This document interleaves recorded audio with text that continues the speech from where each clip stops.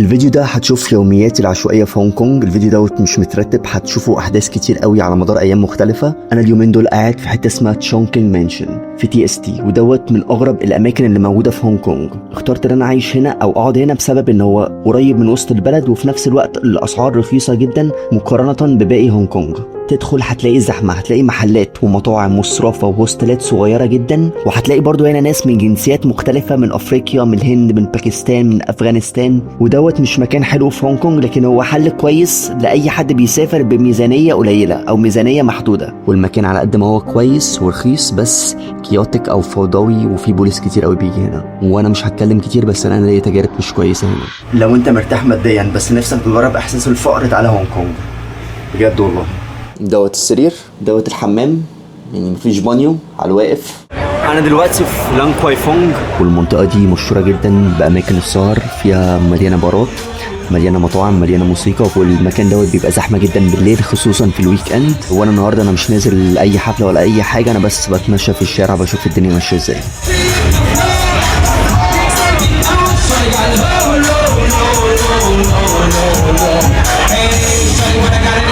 هتلاقي بروموتورز قد كده بيقولوا لك ان انت بيعرضوا عليك ان انت تدخل البار او ايا كان.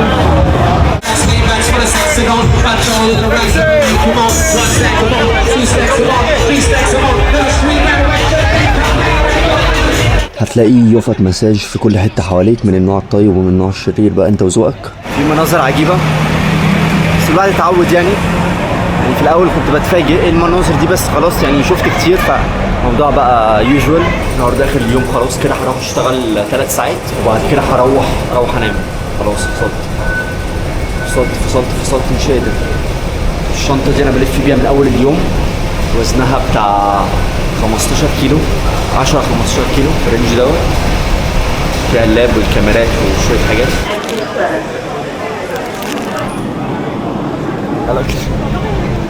Where did you get it? Bangkok. مسخرة التيشيرت دوت الصراحة. Bangkok.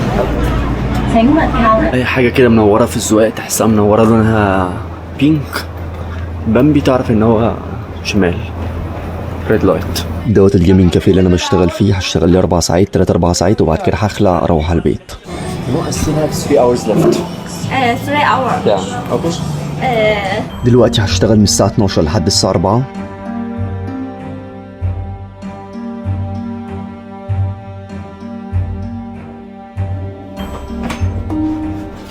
خلصت شغل اخيرا، اشتغلت لي 4 ساعات. دلوقتي الساعه 4، مش عارف هلاقي مواصلات ولا لا ولا هتمشى. الريد لايت والكلام دوت قانوني في هونج كونج على عكس الصين. راكب الاتوبيس وراجع البيت دلوقتي. الساعه 4:30 ومفيش اي مواصلات توصلني لحد البيت، فلازم اتمشى لمده 3 ساعة. Turn left. زي ما قلنا السكن غالي جدا، فطبيعي او مش طبيعي ممكن تلاقي ناس كتير قوي نايمين في الشارع، يعني فرشين ونايمين في الشارع. صباح الفل عليكم، النهارده يوم جديد ليا من هونج كونج. عدد مهول من الناس حرفيا، مش عارف ليه بحس في هونج كونج ان هي محلات الذهب زي الباقي اللي عندنا. هروح دلوقتي من محطه اسمها سيم شا سوي لحد سنترال، ومن سنترال هاخد الايلاند لاين اروح ادميراليتي ستيشن، ومن ادميراليتي اروح كوزوي باي. المترو هنا في هونج كونج المفروض سريع ومنظم جدا، لكن وقت الذروه بيكون زحمه بشكل غير طبيعي. المترو هنا اسمه MTR، ودوت يعتبر العمود الفقري للمواصلات هنا في هونج كونج. عباره عن 10 خطوط رئيسيه، كل خط ليه لون مختلف، ودوت بيربط جزيره هونج كونج بكولون والاقاليم المختلفه اللي موجوده في هونج كونج. وكل خط هنا ليه لون مختلف، والمحطات والخرائط مكتوبه بالصيني ومكتوبه بالانجليزي.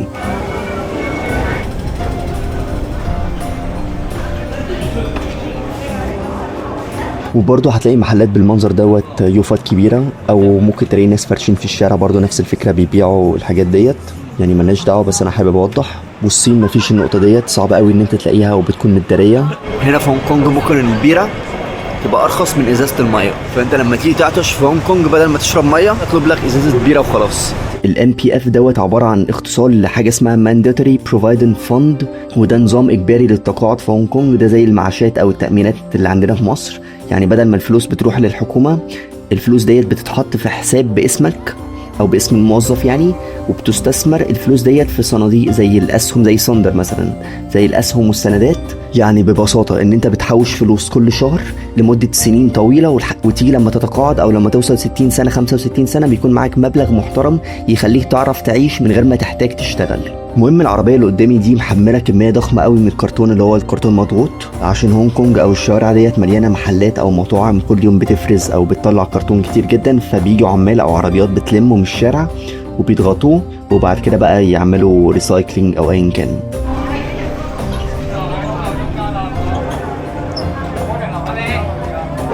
الدنيا زحمة قوي.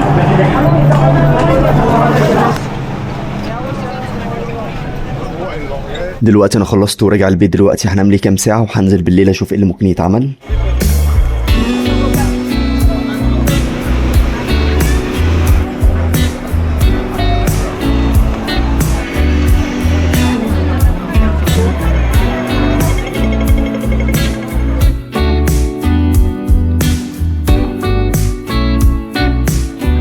والله حاجة حلوة ان انا ابقى ماشي دلوقتي والاقي بنت ست كبيرة رافعة علم فلسطين وكاتبة انه الاحتلال وفرض عقوبات على اسرائيل وفلسطين حرة والكلام ده كله. نادر قوي لما بشوف حاجات زي كده من اللوكلز نفسهم في دول اسيوية.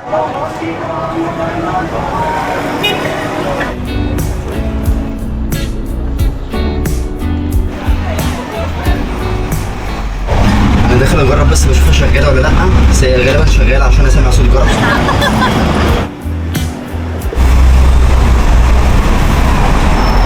ان هو قاعد قدام كنيسة يعني اسمها سانت اندرو كولون تشيرش.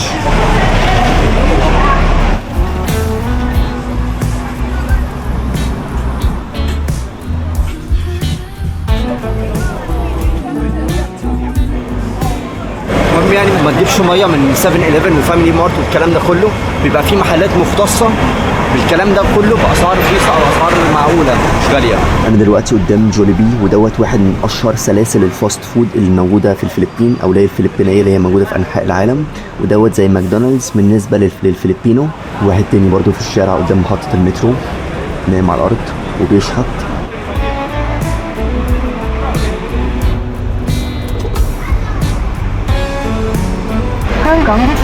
تقريبا دي ارخص ازازه ميه شفتها من ساعه ما جيت هونج كونج.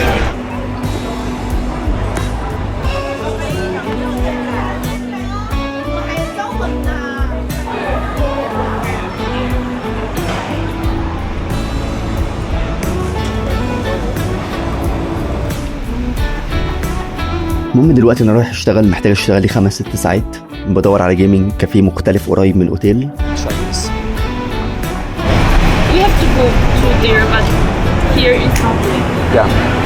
المهم ان هم برضو بيدوروا على نفس الانترنت كافيه مش لاقيينه، غالبا ممكن يكون المكان ليه دخله مختلفه.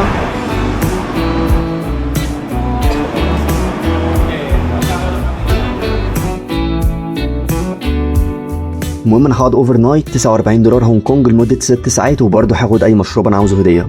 المهم الجيمنج كافيه دايما هتلاقيه شغال، هتلاقي دايما في ناس الصبح بالليل الظهر اي وقت، فعلى مدار اليوم هتلاقي ان في ناس قاعده تلعب جيمز وعايشه حياتها، وبرضه بتلاقي ممكن تلاقي ناس نايمه واخده اوضه برايفت ونايمه على الارض او ايا كان.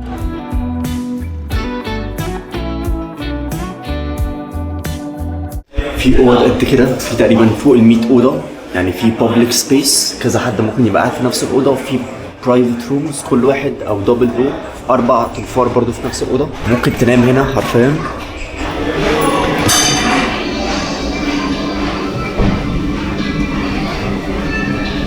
جو تلج. المفروض امشي لمده ربع ساعه لحد لما ارجع السكن اللي هو تشونكينج مانشن، فاجيب لي اي لقمه كلها. الجو كان حلو، من 3 ساعات كان الجو يعتبر كويس، دلوقتي سقع بطريقه اوفر، انا متكتك.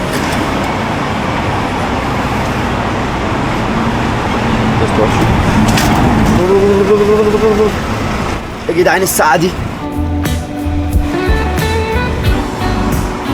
اغلب الناس اللي بتقعد في جوليبي، مش اغلب يعني بس بحسهم يعني فيلبينو، جو ساقع ساقع ساقع ساقع. انا لابس شورت، دي المشكله.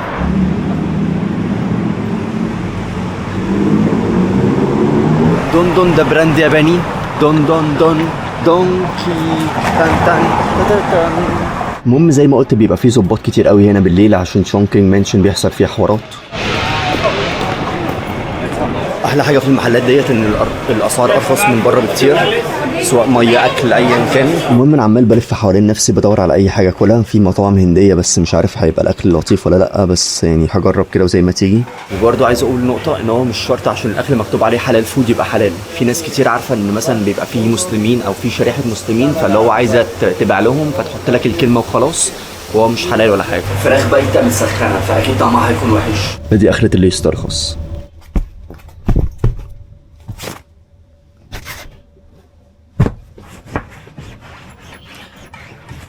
الواحد عايز ينام دلوقتي، بس يعني بعد منظر النمل اللي انا شفته ده الواحد نفسه اتسدد على النوم. يعني البلد على قد ما هي متقدمة وفيها بيوت فانسي وفيها لوكجري وده في كل حتة، وناس لابسين احسن براندات، في ناس مرمية في الشارع هوملس، في ناس عايشة في مناطق زي كده. يعني ده بالنسبة لناس تانية ممكن يكون مكان فانسي، المتانة اللي انا قاعد فيها ديت بالنسبة لناس ممكن تحتيا يعني تبقى بالنسبة لهم ده شقة او مش شقه. يعني بتنام عندك سرير، بتعلق هدومك، عندك حمام. دي عاوز ايه اكتر من كده؟ ده بالنسبه لناس تانية. شايف زي ما انت شفت منظر النمل كان موجود من شويه. يعني المكان دوت انا بتاع $30 في اليوم. ليه $30 في اليوم؟ يعني $30 في 30 يوم يعني $900 في الشهر. المكان النتن دوت $900 في الشهر عشان تقعد في شقه في هونج كونج بالمنظر دوت 40,000 جنيه. ليه؟ الايجارات عاليه والمعيشه غاليه والكلام ده كله، على عكس الصين. الصين الدنيا سيمبل اكتر، بسيطه، وحتى المبلغ اللي بتدفعه بسيط بس بتاخد جودة حلوة. يعني decent quality of life مقابل مبلغ صغير. عايز اسمع حد بيقول لي الله يسهل له. يعني شوف $30 في هونج كونج تجيب لي ايه، $30 اللي هي في الصين تجيب لي ايه. المهم انا نمت اسوأ نومة في حياتي امبارح. صباح الفل عليكم. دلوقتي المفروض رايح اعمل هايكنج، بس انا ملاحظ، يعني انا ماشي في الطريق بس انا ملاحظ ان في ناس كتير قوي فلبينيين قاعدين مع بعض كده فرشين في الشارع. ويوم الحد النهارده الحد بيكون اجازتهم، فبيتجمعوا مع بعض بيتكلموا بيرتاحوا او ايا كان بقى بيعملوا ايه تحت الارصفه او تحت الكباري او الكلام ده كله، ويقضوا اليوم مع بعض. كل دول ناس فلبين ومش عارف بيعملوا ايه هنا، هم قاعدين وفرشين في الشارع. ولا غالبا دي شركه شحن للفلبين. واللي على يميني وورلد وايد هاوس دوت اصلا متجر فلبيني. ده مثال بسيط، اللي عايز يشتغل ويجيب فلوس مش هيغلب. يعني دي ميك اب ارتست جايبين المودلز او جايبين الكلاينتس بتوعهم بيظبطوا وشهم في الشارع وبيجيبوا فلوس ومية مية. يعني 20 بنت بيعملوا ميك اب في نفس الوقت. المهم زي ما قلت الجاليه الفلبينيه اللي هم في هونج كونج بيتجمعوا مع بعض يوم الاحد عشان ده يوم الاجازه الاسبوعيه بتاعتهم.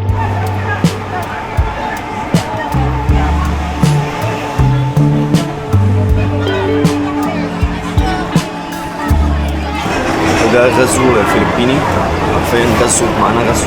عارف انت مثلا دبي مليانه هنود، هنا مليانه فلبينيين.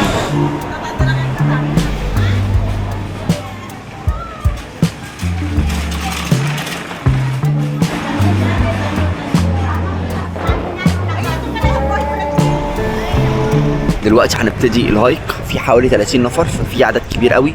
المهم دلوقتي انا عند سنترال بير 6 اتجمعنا مع بعض، هنركب السون فيري. السون فيري دي هتتحرك من سنترال بير 6 لحد مكان اسمه موي وو. دي عبارة عن جزيرة. موي وو ده في جزيرة لانداو.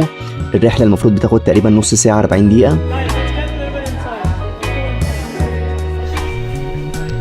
المهم هنسيب الزحمة والسكاي سكرابر والكلام ده كله وندخل في الطبيعة والشواطئ والمسارات الهايكنج والدنيا بقى في الرايق. من احلى الحاجات اللي ممكن تعملها في هونج كونج حرفيا ان انت تركب الفيري $4 هونج كونج، ورخيصه فشخ يعني. المهم السون فيري او الفيري عامه اللي موجوده في هونج كونج دي عباره عن شركات عبارات رئيسيه موجوده في هونج كونج، ودي بتربط الجزر اللي موجوده ببعض. احلى 4 أيام ممكن تصرفها في حياتك. زي ما قلت دلوقتي رايحين الجزيره اللي احنا هنعمل منها هايكنج. في جزء بيقول لي اقعد في هونج كونج بلد جميله، لا اقعد فيها واستكشفها والكلام ده كله. وفي جزء بيقول لك اخلع، مش عايز افشخ البادجت اللي معايا عشان انا برضو عايز اروح دول تانية. ودي اغلى بلد رحتها لحد دلوقتي. يعني تقريبا في اليابان انا ما صرفتش الرقم دوت اللي انا صرفته، وحتى لما كنت بصرف كنت باخد كواليتي اوف لايف محترم قصاد المبلغ اللي انت بتدفعه. لكن هنا قصاد المبلغ اللي بتدفعه بتاخد كواليتي اوف لايف زي الزفت. بس وعلى فكره انا ممكن ادفع اكتر من $100 والكلام ده كله. بس الفكره كلها ان انا ريموت وركر، يعني انا بشتغل باليوم، وفي اليوم بشتغل 8 ساعات وبيدخل لي دخل معين، فلازم اعمل موازنه ما بين الشغل وما بين الحياه.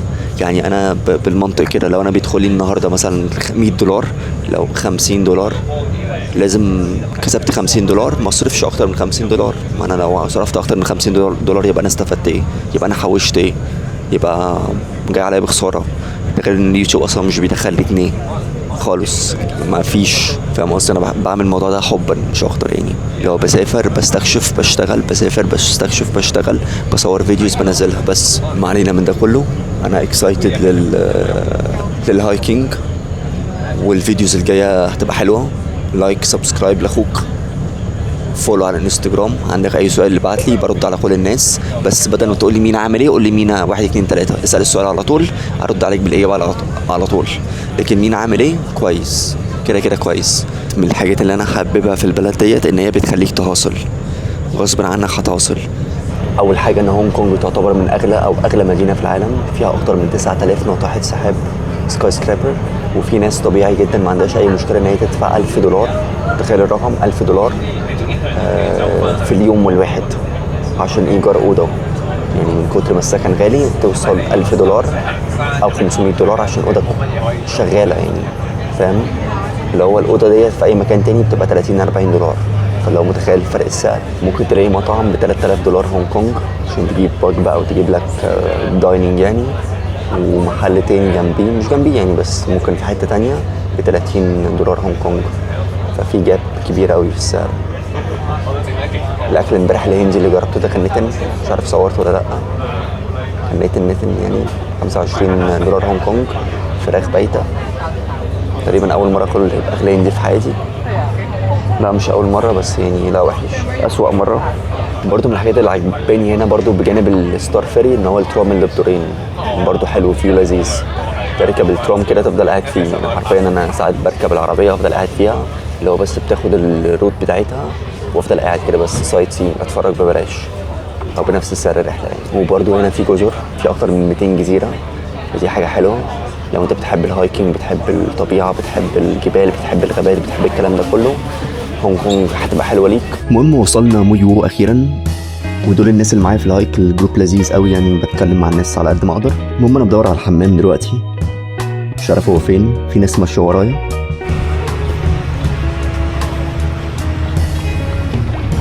I'm waiting. I'm following you. I'm following you. Like this water way. المهم ان هم ماشيين ورايا وانا ماشي غلط. بصوا يا جدعان، احنا دلوقتي في موي او، والمفروض دلوقتي هنبدا الهايك لحد بوي او. ودوت عباره عن تريل مسافته 9 كيلو وبيحتاج حوالي 3 ساعات عشان نوصل.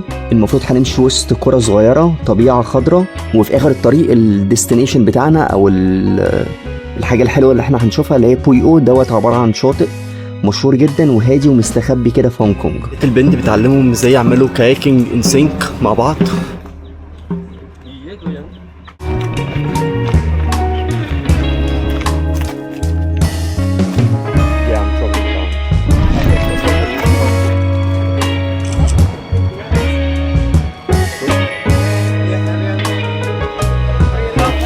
You think that was easy?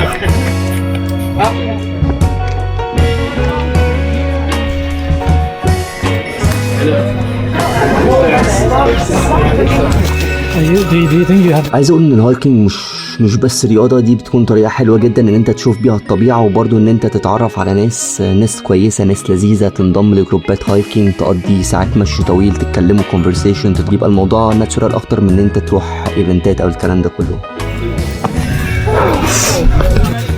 Good. Let's go. Let's go. جامد قوي الهايك.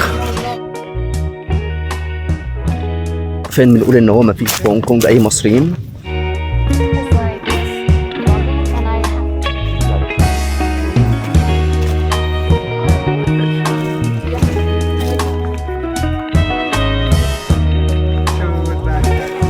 وبرضو احلى حاجه في الهايكنج ان انت بتبعد شويه عن ضغط المدينه او الزحمه او الكلام ده كله، وبتاخد طبيعه او هواء نظيف، بتشوف جبال، شواطئ، مناظر مختلفه. Salam alaikum. Welcome to Hong Kong, Mina. You alright? I'm good. Did you hurt yourself? No, I'm good. It's very slippery. Are you injured? No, I'm good. The camera is injured. No. The camera is fine as well. That's more important. زمان كنت بحب اتعرف على الناس في الكلوبات او النايت لايف والكلام ده كله، لكن دلوقتي او مؤخرا اخر كام شهر بقيت بركز اتعرف على ناس عن طريق الهايكنج او الرياضه او سبورت ايفنتس او الكلام ده كله. فذاتس هاو اي ميك فريندز. لما تلاقيني بقى بروح بلد وبتعرف على ناس والكلام ده كله، يا اما بروح انجلش كلوبز، يا اما بروح هايكنج، يا اما بروح سبورت ايفنتس، جوجيتسو، رانينج، مارشال ارت، بوكسينج، اي حاجه سبورتس بتعرف على ناس. ممكن نايت لايف برضو، بس النايت لايف مش احسن مكان. تحفه تحفه تحفه. لايك لوك ات ذا فيو. ايه الجمال دوت. واو واو واو. الحته دي حلوه لو معاك سكيت هتنزل كده نازله حلوه محترمه.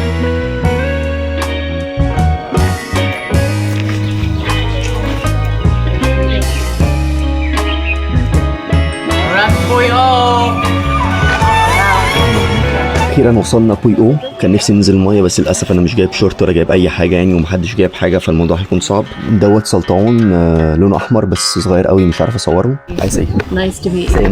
سيم.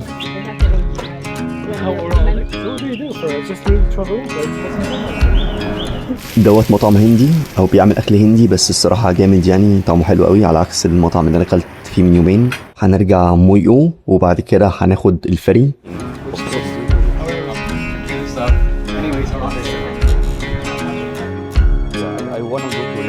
وصلنا هنبتدي نركب الفري دلوقتي. دوت مينا بيربط موي او بسنترال هونج كونج او جزيره هونج كونج.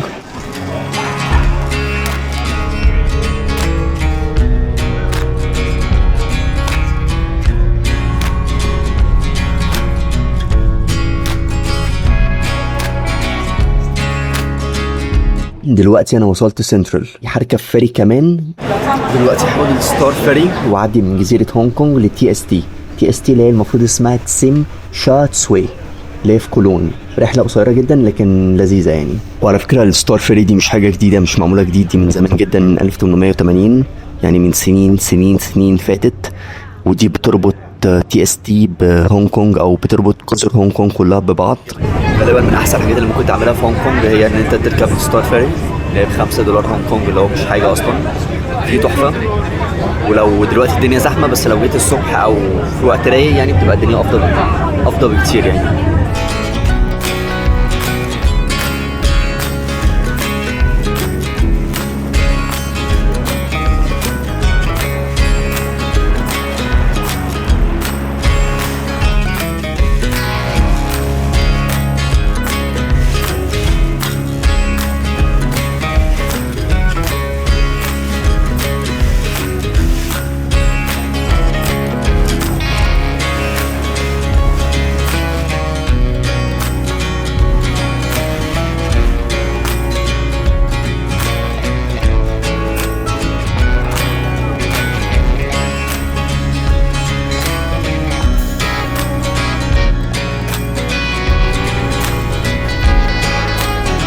المهم هترجم لك المكتوب يعني. بيقول لك ده اتوبيس وعليه اعلان للحضاره المصريه يعني بتاعتنا.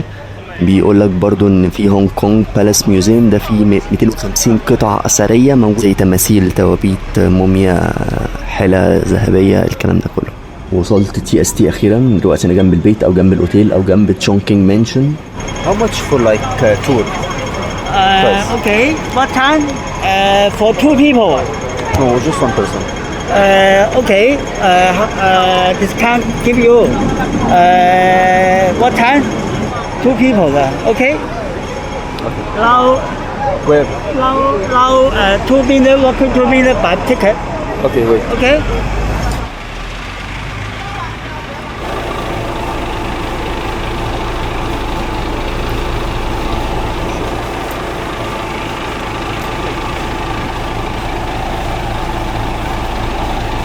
ده شحات وحاطط الويشات بتاعه بحيث ان انت لو عايز تتبرع بدل ما تتبرع كاش او معكش كاش تعمل سكان الكيو ار كود وتبعت الفلوس على علي باي او ويشات.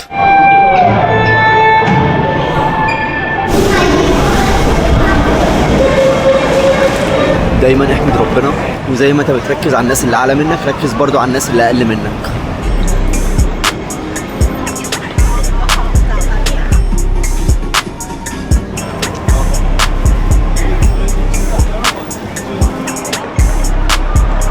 رجعت تاني للشونكينج مانشن، اجمد مكان او انتن مكان موجود في هونج كونج. يعني مع كامل احترامي بس هو مكان مش لذيذ خالص.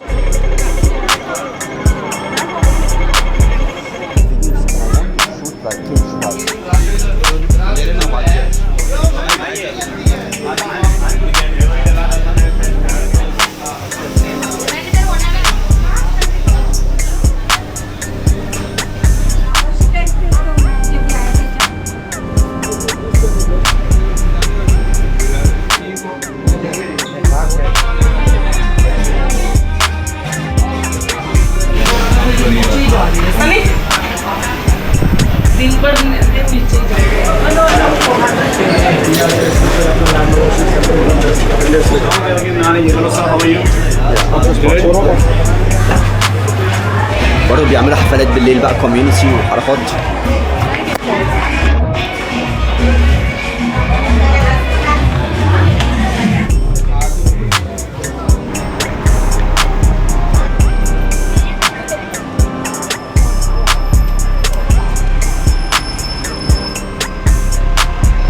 المهم انا اتخانقت مع صاحب الاوتيل، كان بني ادم معفن بسبب النمل وبسبب كام حوار يعني، كانت قصه كبيره يعني، بس مش حابب اتكلم عليها دلوقتي او مش حابب اتكلم عليها اصلا.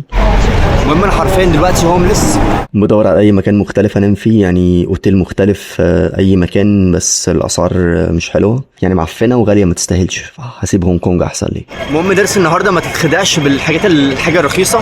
دلوقتي انا لقيت مش عارف اروح فين، فغالبا ممكن اسافر على الصين. دلوقتي انا بحاول اشوف لي اي اوتيل اقعد فيه. المهم دلوقتي انا خلاص كده مسافر شنجن، الساعه دلوقتي 5:30 الصبح. فصلت الصراحه، هونج كونج صعبه، انا تعبت من هونج كونج. هروح لي الصين شويه، شنجن في الحنين، هوريك برضو بنفس الرقم انا بعرف اجيب ايه في شنجن او في الصين عامه. بس هاخد القطر، هاخد اتوبيس دلوقتي، هروح وسط كولون، ومن وسط كولون هركب القطر لحد شنجن.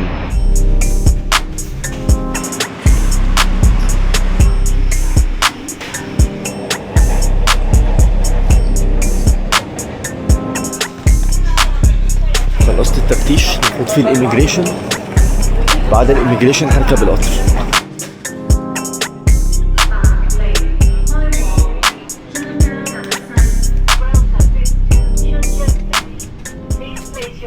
المهم وصلت شنجن اخيرا، بس انا حرفيا ميت مش قادر خالص.